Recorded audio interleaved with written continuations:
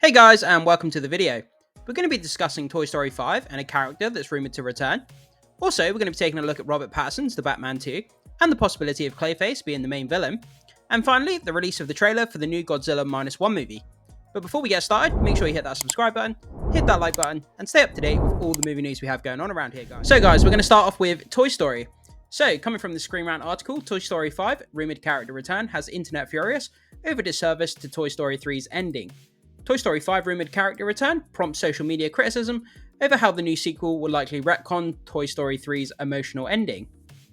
So, Toy Story 5 rumours, hinting that a major character may potentially return, have prompted complaints about retconning the original ending to Toy Story 3. In February of this year, Disney CEO Bob Iger surprisingly announced that a fifth installment was in development despite the series delivering a nearly perfect ending with 2019's Toy Story 4. Well, yeah, the thing is, but like Toy Story is a massive IP, guys. It rakes in a lot of money. It's super popular. It's a 4-quadrant movie that all families, of all different ages can go to. And it's just been, a great, fantastic franchise, and it brings the money and everybody loves it. So yeah, of course they're going to keep making these movies. People keep supporting it. They're going to keep making it. That's just common sense, isn't it, really?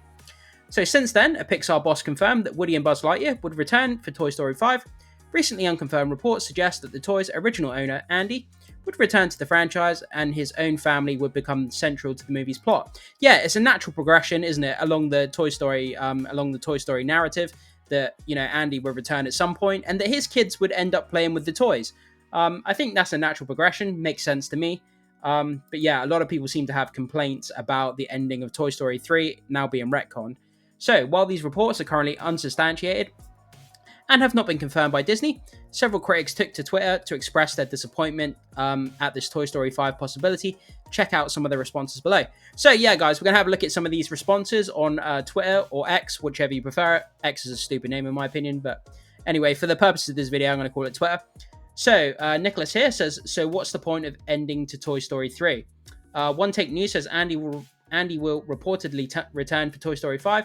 His new family will be integral to the plot. Yeah, and then he just responds, like I said before, so what's the point to ending of Toy Story 3? Yeah, there's a lot of people that have this sentiment, and a lot of people are going to get upset that the lore is going to be retconned. I don't know why, because Toy Story, I don't see people getting, too intertwined with the lore of Toy Story, so whether it's retconned or it's a soft reboot or they change up some of the backstory, I don't see why it really matters. It's not like people are so intertwined with it like they are with like Star Wars or Lord of the Rings or something like that. So I don't really see the upset about this, but obviously there's a lot of people out there that seem to be quite upset with what they're doing, which is kind of surprising to me. But summing up the frustration at Andy's rumoured return, one user questioned the point of having Andy pass his toys on at the end of Toy Story 3. So, yeah, so we got that One Take News again. Andy will reportedly return to Toy Story 5. And then Xploshy says here, who was that guy who made a big, long, passionate essay about why Toy Story 4 sucks? Because I feel a lot like people owe him an apology. Yeah, I suppose the guy's got a point there. So another user felt that an apology was due to the creator of an impassioned video essay that heavily critiqued the point of Toy Story 4 after Toy Story 3's owning ending. So, Chris Parker here from 3C Films. Guys, if you're really into movie news, you obviously are because you're watching this video, make sure you check out 3C Films.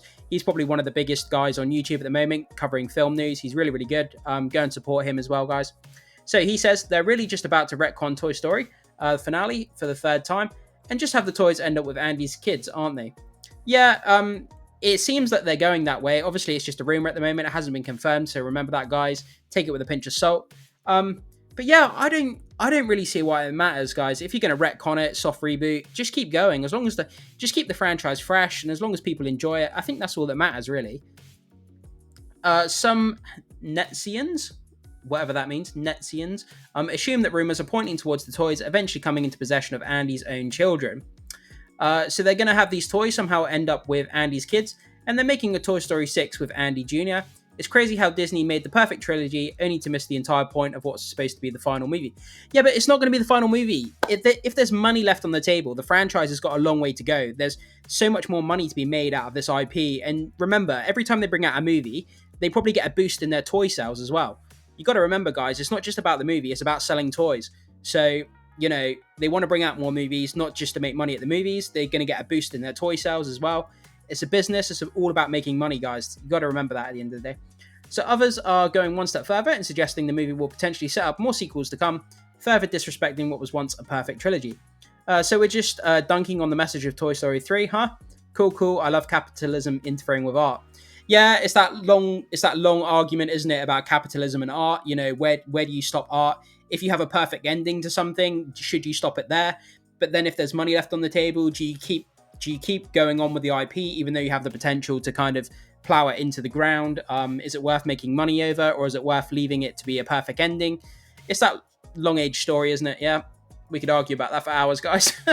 So another user cites the rumor move as merely capitalism interfering with art. Yeah, that's the one we just read. I thought Toy Story 4 was a bad idea. No way it was topping 3. Then Toy Story 4 came out. I personally prefer the 4th installment as the conclusion to the series over the 3rd. While I have concerns, I am withholding my judgment until Toy Story 5 release. That's the thing, guys, isn't it? I mean, at the moment, like I said, it's a rumor. We don't want to get too bogged down in, you know, all of this kind of retcon and this, that, and the other. Wait until the movie comes out. Leave your baggage at the door when you go to watch the movie. Enjoy the movie for what it is. Take the movie one by one instead of an overall narrative of the whole franchise. And, you know, you never know. It might be a good movie. But if you go in there judgmental and already disliking it before you've watched it, then, you know, it's going to be hard to change your mind. So, however, not everyone is automatically against the idea, and some have elected to withhold judgment until the new movie is released. That's the way that we should be, guys. As film fans, we should take every individual movie as it comes. Are the Toy Story 5 complaints being overinflated? So, as the first ever wholly computer animated feature movie and the spark that eventually turned Pixar into a household name, the original Toy Story and its sequels hold a special place in the hearts of many viewers. Yeah, they absolutely do, guys. I mean, I'm not the biggest Toy Story fan going, but I appreciate the Toy Story movies for what they are and what they did for the movie industry when they first came out. I completely understand how significant they are. With 28 years having passed since audiences first met Tom Hanks' Woody and Tim Allen's Buzz Lightyear, many grew up children watching the first installment and now seeing their own children launch into the franchise and its characters. Yeah, that's the thing, guys. It's a 4-quadrant movie. It's nostalgic as well. People's kids are now watching it. They can pass on that joy of the Toy Story franchise to their kids. And I bet that's great to be able to, you know, go and watch it with your kids if you watched it as a kid growing up yourself. While the popularity of the Toy Story films has been buoyed by clever storytelling, subtle jokes, and other references that bode well for mature viewers, the franchise has always been aimed at younger audiences, absolutely. Though it's understandable that those who grew up watching the movies may still have strong emotional attachments to the franchise.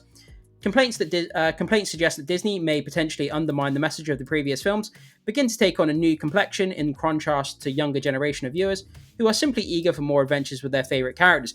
That's exactly the thing. You know, when you grow up with something as a kid, you have an attachment to it because it's part of your childhood memories. Like for me, like growing up playing Sonic on the Sega Mega Drive, just as an example, like I have an attachment to the Sonic character. I don't really play Sonic now, but I have an attachment to that character because I have childhood memories of it. So, you know, when you hear things about Sonic, it just piques my interest because of the childhood memories. And a lot of people have that with the Toy Story franchise. So I understand why they could be upset about this. At this stage, it's not confirmed whether Andy will return for Toy Story 5. So many commenters may potentially be getting riled up about the plot point that may never even come to pass. Yet, even if Andy does return, the creative at Pixar have already proven themselves capable of crafting a heartfelt story tell, despite doubters who believe the franchise already had its proper conclusion. With any luck, it may even succeed in swaying the more skeptical viewers back into theaters alongside its intended target audience. Yeah, I mean, they tried the Lightyear film. That failed, obviously. That didn't do very well. It was massively criticized, didn't make much money at the box office. So it seems like they're going to pivot back to the main Toy Story narrative. And Toy Story 5 looks to be coming out at some point. Like I say, guys, if there's money on the table, Hollywood's going to make another movie. They're there for a business. They want to make the money. So, guys, let me know what you think about this. Jump into the comment section and let me know what you think about this Toy Story 5 news. What do you think about Andy's return? Does it annoy you that they could potentially retcon Toy Story 3? I'd love to know what you think. And, guys, let's move on to the next topic, which is the Batman 2 and Clayface. So, guys, taking a look at this article here, Robert Pattinson's Dark Knight faces Clayface in horrifying the Batman 2 fan art. New, the Batman Part 2 fan art puts Robert Pattinson's version of the Dark Knight up against one of his most horrifying villains, Clayface. Yeah, guys, so it's been on the rumour mill now online for the last few months or so that Clayface is due to be the main antagonist of the next Batman movie featuring Robert Pattinson. And are we going to go the more traditional route with Clayface being just a guy who puts on different masks and takes on different personas? Or are we going to go with the newer version of Clayface where he's like a big, giant, disfigured monster who can basically shapeshift into different people? So it'd be interesting to see which take they go with for Robert Pattinson's The Batman Part 2. But let's jump into this article, guys, and see what it has to say. So Clayface gets pitched as the main antagonist for Robert Pattinson's Dark Knight in the horrifying Batman Part 2 fan art. Following the big success of The Batman, Matt Reeves is just getting started with his Elseworlds-inspired universe.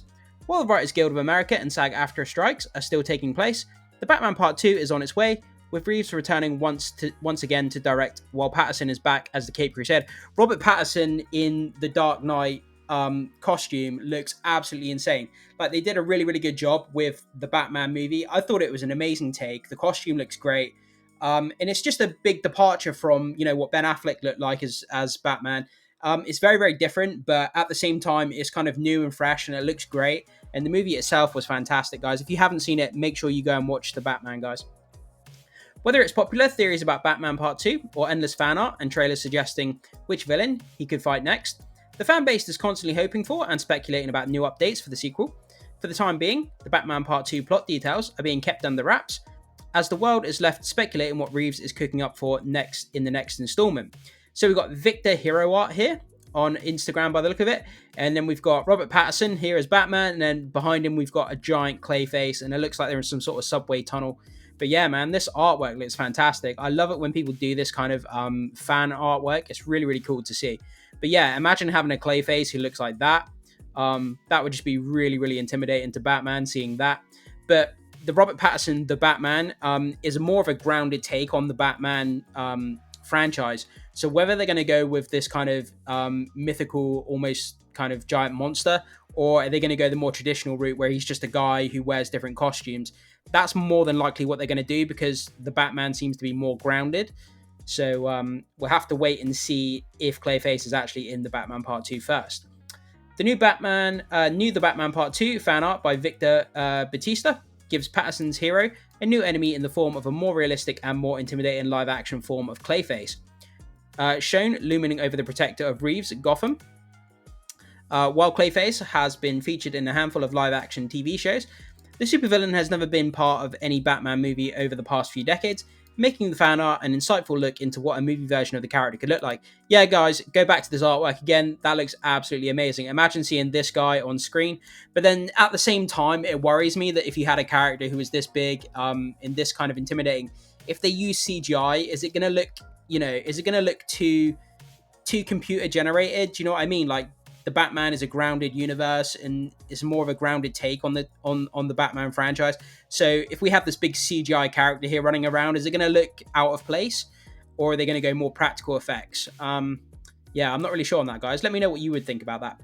So, is Clayface in the Batman Part 2? To this point, there has been no official announcement made by Reeves or anyone who is involved with the Batman Part 2 that Clayface will appear in the sequel. With both of the major Hollywood strikes taking place, Reeves couldn't even make any comments on the supposed Clayface storyline, even if he wanted to. Yeah, so they're forbidden for sort of like taking part in any kind of talk about movies, anything to do with movies, like press junkets or anything like that. So at the moment, no actors, writers, or anything like that can participate in any of that kind of activity with any movie projects. However, thanks to Rumours back in April, there is a chance that Clayface may be entering the Reeves' The Batman universe. If Clayface is actually in the Batman Part 2, there is a particular version that Reeves could end up using, as multiple villains have carried the name in the comics. For the Batman franchise, the Golden Age incarnation, this is the thing that I was talking about, guys. The Golden Age incarnation of Basil Karlo would be perfect for the Batman Part 2, especially given the heavy detective elements that Reeves has added to his version of the Gotham City vigilante. Basil's Clayface, who was originally a Hollywood actor before he started murdering his co-stars, who played characters he killed in his films, would be a brilliant psychological murder thriller for Batman to investigate in the Batman Part 2. So yeah, that would be a more grounded take on the Clayface villain, rather than this huge hulking monster that would run around, shape-shifting into different things. I'm not really sure, like I said before, guys, I'm not sure that version would fit, but this more Golden Age version here, where it's an actor who murders people, and then Batman has to investigate who it is, that seems more in line with what the Batman franchise has set up. So, seeing Reeves tackle someone like Clayface, even if it was the traditional shape-shifting mud monster who didn't lean into the mystery elements as much, would be fascinating and also would allow another famous Batman villain to shine, who has never had any chance to be in a live-action film. Given that Reeves is expanding the franchise, it wouldn't be shocking if someone like Clayface even had his own Max series, similar to Colin Farrell's The Penguin. I'm so excited, guys. By the way, guys, if you don't know about this, there's The Penguin, which is getting a spin-off TV show on HBO Max, now called Max. Go online, look at the trailer. It looks absolutely amazing. It's like a mobster, gangster type sort of TV show, but set in Gotham City, like in the Batman franchise. It looks incredible, guys. Go and watch it if you haven't seen it. In order to add more depth to the villain's mythology in his continuity, hopefully once the strikes come to an end, Reeves will be able to share new exciting details about the Batman Part 2 before they start principal photography. So yeah, guys, at the moment, no one has confirmed that Clayface is taking part in the Batman Part 2. It's just speculation at the moment, but like I say, are they going to go the more traditional route with an actor who just kills his co-stars, or are they going to go with a big hulking mud monster like this? Jump into the comment section, guys. Let me know which version you would prefer of Clayface, and I would love to know what you have to say about it, guys. So we're going to go on to our last topic, which is the newly released trailer for Godzilla -1. So this leads us to our last topic of the video, guys. Godzilla -1 trailer, Gojira, wreaks havoc in post-war Japan, raising franchise timeline questions. Yeah, I just finished watching the trailer, guys. It looks absolutely insane. The design for Godzilla looks really, really good. The destruction of the city looks on point, and just the film looks bananas, and I cannot wait to see it, man. Like, Godzilla, King of the Kaijus, is, you know, it's going to be a great time, guys. So keep your eyes out for when it releases. It's going to be absolutely amazing film. So, where are we? Toho unveils the trailer for the new Japanese language Godzilla movie, Godzilla -1, showcasing an epic amount of destruction and mayhem. Absolutely, guys. So, we're going to go through the trailer. Obviously, I can't play it because of copyright reasons, but we can skip through it and we can look at certain parts of the trailer and we can kind of do a small breakdown on the trailer. So, the Godzilla -1 trailer has arrived, teasing more giant monster mayhem. Godzilla -1, which was written and directed by Takashi Yamazaki, I hope I didn't butcher that, who also helmed the visual effects team. The visual effects in this trailer look really, really good, guys. They look really, really staggering, really good. Will be the 33rd Japanese language Godzilla movie and the 37th Godzilla movie overall. That's insane when you think about it. There's been 37 Godzilla movies. It just goes to show, guys, throughout time, throughout, you know, the cinematic history, Godzilla has just been, you know, it's been in the limelight. People love it. People continue to watch it. They continue to support the films. And Godzilla is just a beloved franchise. People just can't get enough of watching Godzilla just destroy stuff. And I think going into the future, we're going to continue to get these Godzilla movies. Obviously, we've got the American version. We've got Godzilla X Kong coming out in the next couple of years. That's going to continue that franchise on. And then we've got the separate Japanese version of Godzilla as well. And yeah, man, it's a good time to be a Godzilla fan with all these movies coming out. So it will be the first live-action Japanese movie to feature the iconic kaiju since 2016 Shin Godzilla. Guys, do yourself a favor. If you haven't seen Shin Godzilla, go and watch it. It's absolutely crazy film. It's so good. It's kind of wacky and it's kind of corny in some places, but yeah, you'll absolutely love it if you're a Godzilla fan. Which was the highest-grossing non-English movie in the franchise, as well as earning the 4th highest Rotten Tomatoes score in the overall franchise, behind 1964's Mothra vs. Godzilla, 1954 original Godzilla, and 1995 Godzilla vs. Destroyer. 1954, wow, that's going back a long time.